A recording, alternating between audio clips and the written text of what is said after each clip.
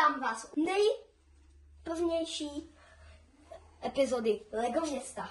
Můžete vidět Lego město, ale co to plzí? Je tady ten model. Takže my to v této epizodě uvidíme. Čau!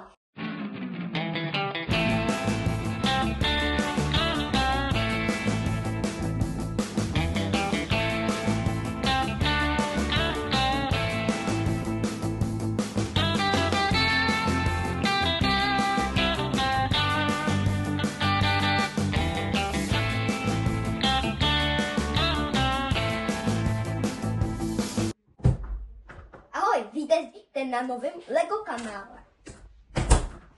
Dneska se podíváme, jak Lego město vypadá. Můžete se překvapit, že to tady vypadá jako u Šalka. Ne, tady žila moje maminka. Vyrůstala a teďka je to jenom Lego pokoj. Ale než začnu, dejte like, odběr a budete nový kanál. Tak pojďte za mnou. Tady ty dvě třínky jsou vlastně prázdné.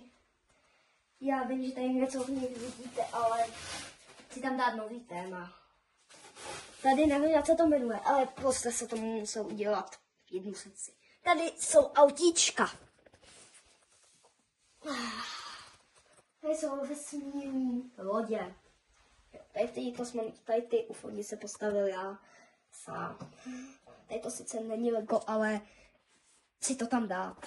Tady ten panáček se mi nejvíc líbí. To je dálkový set.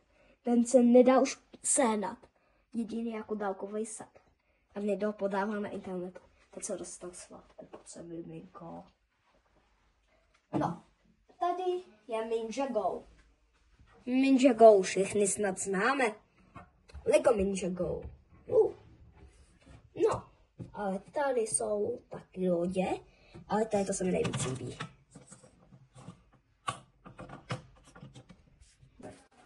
Tady je fauna, co máte. Počkej, to natáčím detaily krásného Ninjago města.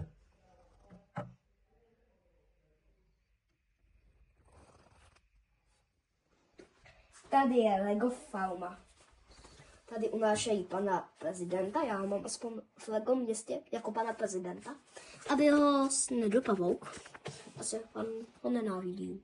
To prostě ho nebude nenávidět. No, tady je železnice a strátka náměstí. A strátka Lego město. Tady jsou autíčka, vlaky. Tady vidí nás starosta a s ním i druhý prezident. Tady tom patře je tady ten prezident, zástupce. Pán starosta. Jmenuje se Erik Čauk, protože je mistr Čauk, tady já se jmenuji Erik Čauk. Musel se dlouho hledat, tady to. A já jsem rád, že se to našel. Takže ho tady vrátíme. Asi nechceš jít hrát šachy? Ne, to ne. Je to vlastně Lego Friends. Ale mně se to líbilo, tak se to jsem. Jo, tady to se mi nejvíc líbí, se to otáčí a může zpívat.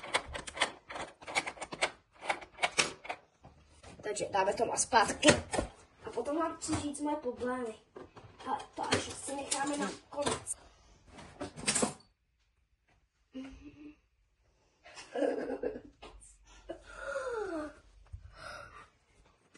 No. Za co, pane bože, za co? Celabím.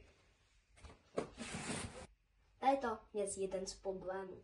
Mají postoj, všichni stejně. No ale přesuneme se do dolní části, kde už je to moc přesílko. Tady jste asi i viděli, jak vám ukazuju reklamu. Tady to je můj vlak. Tam je svítící doska, policejní stanice, policejní auta. To se sám sestavěl a jsou to vlastně Lego budiště. Tady jsou silnice. Jo, kdyby nedoměl tady ty.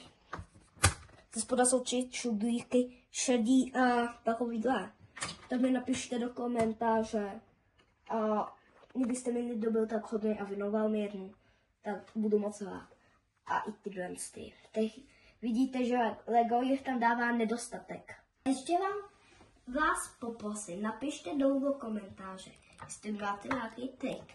No, vydávání tady to. Vidíte, že to nejde ani tím, tak prosím nějaký trik. No, a tady jsou autíčka, benza. Jo, nechápu, proč Lego už nedělá spolupráci se Shellkou. Že to nestabiluje z přírodu, bla bla bla. Ne, my chceme prostě Lego Shell. Lego Shell je nejlepší. No a já už se vás asi provedla. Jo, tam jsou když takové pladáty. A napište mi dolů do komentáře, jaká barva je nejnovější. Schválně. Jestli fakt sbíráte Lego. No a teďka vám řeknu ty problémy. A by měl nebylo to řešení, mi řeknete. Nemám, tady to jsou jediný story. Tady se to musel nějaké vymyslet. Ale chci to udělat takhle dokola. Nebo takhle dokola. Chci to mít v jednom kuse. Tady vidíte. Tady jsem se ukončit to layer, protože zkoušel se to dolů. Vždycky mi to spadlo. Tohle z toho jsou moje problémy. Jinak napište dolů do komentáře, jestli se vám líbí ten Lego koberec. Mějte se krásně, skládejte básně a uvidíme se u dalšího videa.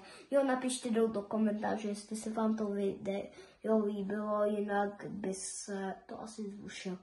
Ale, nebo by se to udělal místo toho nový. Takže uvidíme se příště, napište dolů do komentáře, jestli mám udělat nový content a uvidíme se příště. Čau!